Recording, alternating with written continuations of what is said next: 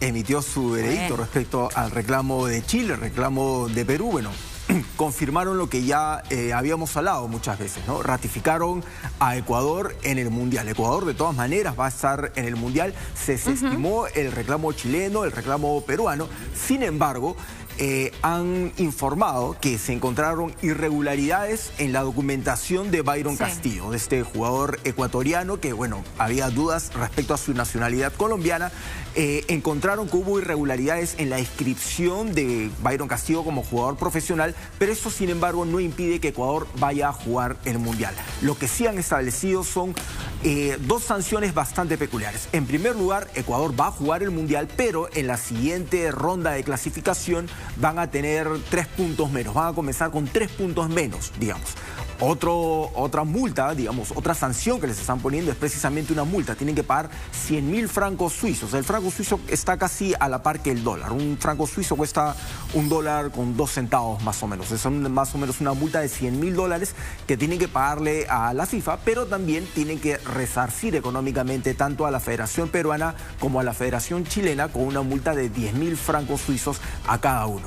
Finalmente, repetimos, el TAS emitió su veredicto. Ecuador va a jugar el Mundial. Hay irregularidades en la inscripción de Byron Castillo. No han precisado exactamente cuáles, tampoco han determinado cuáles son los alcances de este veredicto. Eso lo van a informar más adelante, pero la decisión final es esa. Ecuador juega, se desestima el reclamo de Chile, el reclamo peruano. Ecuador tiene que pagar una multa a la FIFA y tiene que pagar, digamos, como una compensación a Chile y a Perú por los gastos que ha significado este reclamo.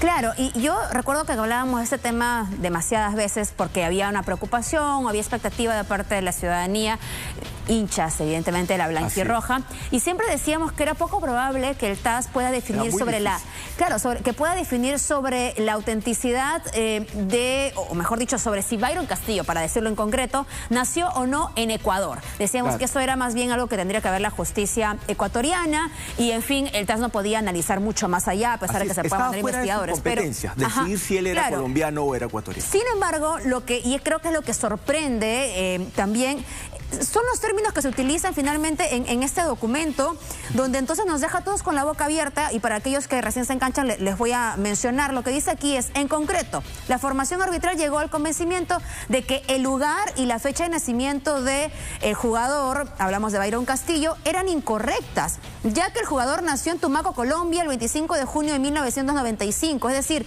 incluso señala que aunque el pasaporte es auténtico, finalmente la información que contiene el pasaporte es falsa. Finalmente se pronuncian sobre algo que pensábamos que no podían pronunciarse, pero la sanción la aplican para un hecho futuro, lo que también genera para muchos indignación, sorpresa, y no se pregunta si eso no es un mal antecedente para otras elecciones también. Lo que pasa es que hay muchas cosas irregulares, muchas cosas que no estaban totalmente esclarecidas, pero que partían de un documento que sí era legal. A lo que me refiero es que sí había evidencia de que Byron Castillo había nacido en Colombia y fue inscrito irregularmente en Ecuador. Sin embargo, cuando él tenía 18 años, Ecuador emitió un documento de identidad, digamos como un DNI peruano para Byron Castillo, al margen de su partida de nacimiento. Aunque los datos no coincidían, él sí tiene un DNI ecuatoriano. Con ese DNI ecuatoriano tramitó un pasaporte ecuatoriano y con esos documentos él fue inscrito ante la FIFA. Lógicamente, la FIFA no va a determinar si hay antecedentes de que él haya nacido, dónde nació, si lo bautizaron o no lo bautizaron. Finalmente, él fue inscrito.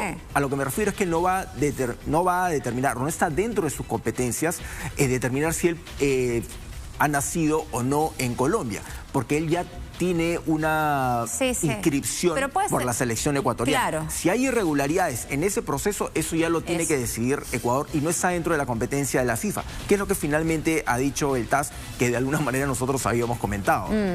Bueno, vamos a